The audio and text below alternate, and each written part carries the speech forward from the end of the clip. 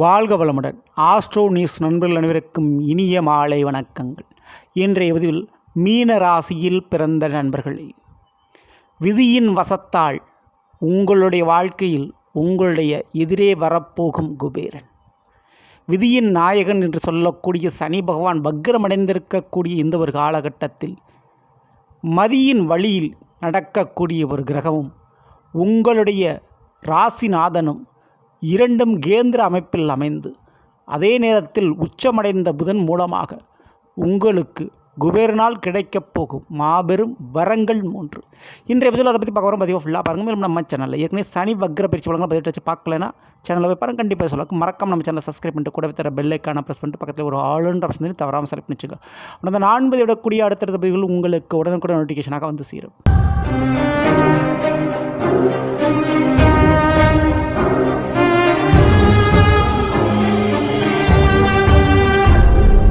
மீன ராசியில் பிறந்த நண்பர்களே, மீன ராசியின் நாயகன் அதாவது குரு பகவான் 4ஆம் இட மிதுனத்தில் அமர்ந்திருக்கிறார். அர்த்தாஷ்டம குருவாக இருக்கிறார்.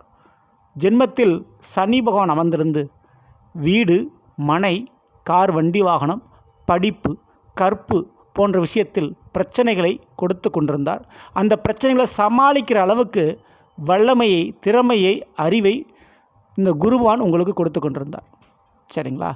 இப்போது இந்த சனிவான் வக்ரத்தில் அடைந்திருக்கிறார். நவம்பர் மாதம் வரைக்கும் வக்ரத்தில் தான் இருப்பார். இப்படி சனிவான் வக்ரம் அடைந்திருக்கக்கூடிய இந்த ஒரு நேர காலகட்டத்தில் சிம்ம ராசியில் அமர்ந்திருக்கக்கூடிய புதன் செப்டம்பர் 11ஆம் தேதிக்கு பிறகு பயிற்சி அடைஞ்சு கன்னி ராசியில் போய் உச்சமடைய போகிறார். அப்படி உச்சமடையக்கூடிய புதனுடைய நேரடி 7ஆம் பார்வை மீன ராசியான உங்கள் மீது பதிக்கிறது. மேலும் குரு பகவான் 4இல் அமர்ந்திருக்கிறார். இதில் கேந்திரம்னு சொல்லுவோம். 4ஆம் வீடு, 7ஆம் வீடு, 10ஆம் வீடு மற்றும் 1ஆம் வீடு, இதுதான் கேந்திர அமைப்பு. அப்போது உங்கள் ஜென்ம ராசியில் அமர்ந்தக்கூடிய சனிவான் வக்ரமடையும் பொழுது 4இல் குரு மற்றும் 7இல் புதன் உச்சம். அப்போது மீனராசிக்காரங்களுக்கு இந்த ஒரு நேரத்தில் நிச்சயம் குபேர வாழ்க்கை. அந்த குபேர வாழ்க்கைன்னா என்னங்க அப்படின்னா, இருக்க இடம், முதல்ல ஒரு சொந்த வீடு, சொந்த நிலம், சொத்து.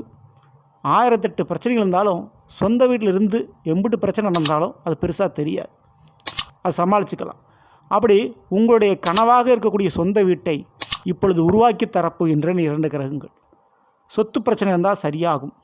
சொந்த வீடு கட்டுறதுக்கு, வாங்கிறதுக்கு யோகம் உண்டு.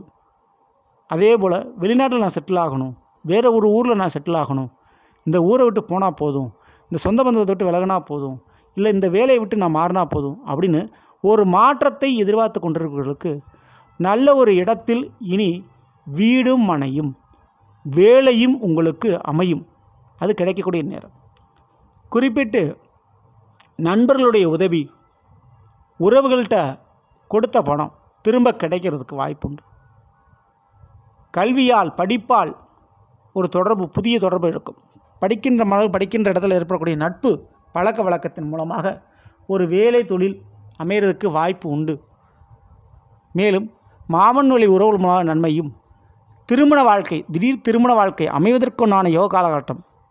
உங்கள் வாழ்க்கை துணை வழியில் ஏதாவது பிரச்சனை தான், பிரச்சனை சரியாகும். உங்கள் வாழ்க்கை துணை மூலமாக வருமானம் உங்களுக்கு கிடைக்கும். அடுத்து தாய் வழி மூலமாக வருமானம் கிடைக்கும். தாய் வழி உறவுகள் மூலமாக வருமானம் கிடைக்கும். அப்போது வாழ்க்கை துணையின் மூலமாகவும் தாய் வழி மூலமாகவும் வருமானம் கிடைப்பதற்கு யோகமான நேர காலகட்டம் இந்த நேர காலகட்டம். மேலும் மிதுன ராசி மற்றும் கன்னி ராசியில் பிறந்தவங்க உங்களுடைய வாழ்க்கையில் இருந்தால் மீனராசிக்காரங்களுக்கு மிகப்பெரிய ஒரு நல்ல ஒரு விஷயம் இந்த ஒரு நேரத்தில் நடக்க போகுது. உங்களுடைய தன்மானத்திற்கு, கௌரவத்திற்கு அந்த பிரச்சனை அவர்களால் காப்பாற்றப்பட போகுது. ஓகேங்களா? இழந்த பொருள் அல்லது திருடு போன தொலைந்த பொருள் மீண்டும் கிடைப்பதற்கு நேரகால காலகட்டம். மேலும் இந்த ஒரு நேரத்தில் நிச்சயம் உச்ச புதனுடைய பார்வை உங்களுக்கு இருக்கிறதுனால படிப்பிலும் சரி, வார்த்தை விஷயத்திலும் சரி, கற்றுக்கொண்ட கலையிலும் சரி, இதன் மூலமாக ஒரு புதிய மேடை ஏறுறது, விருது வாங்கிறது, பரிசு வாங்கிறது, பெயர் புகழ் வாங்கிறது, ஒரு மேடையில் உங்களுக்கு கௌரவிக்கப்படுறது போன்ற விசேஷங்கள் நடைபெறும். ஓகேங்களா? வீட்டில் நிச்சயமாக பிள்ளைகள் வழியில் ஒரு சுபகாரியம் நடக்கும். அதுக்கு வாய்ப்பு இங்கே உண்டு. ஸோ இவ்வளவு நன்மையை கொடுக்கும்போது நிச்சயம் தெய்வ வழிபாடையும் நீங்கள் தவறாமல் பண்ணணும்.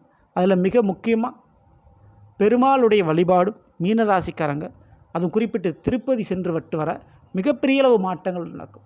திருப்பதி ஏழுமலையான மனதார பிரார்த்தனை பண்ணி ஒரு சங்கல்பம், ஒரு வேண்டுதல் வச்சுக்கோங்க. கண்டிப்பாக அந்த வேண்டுதல் நிறைவேறிய பிறகு போய் அந்த ஒரு காணிக்கையை செலுத்தி விட்டு வாருங்கள். நிச்சயம் அந்த காரியம் உங்களுக்கு வெற்றி அடையும், ஜெயிக்கும், நடக்கும். சரிங்களா?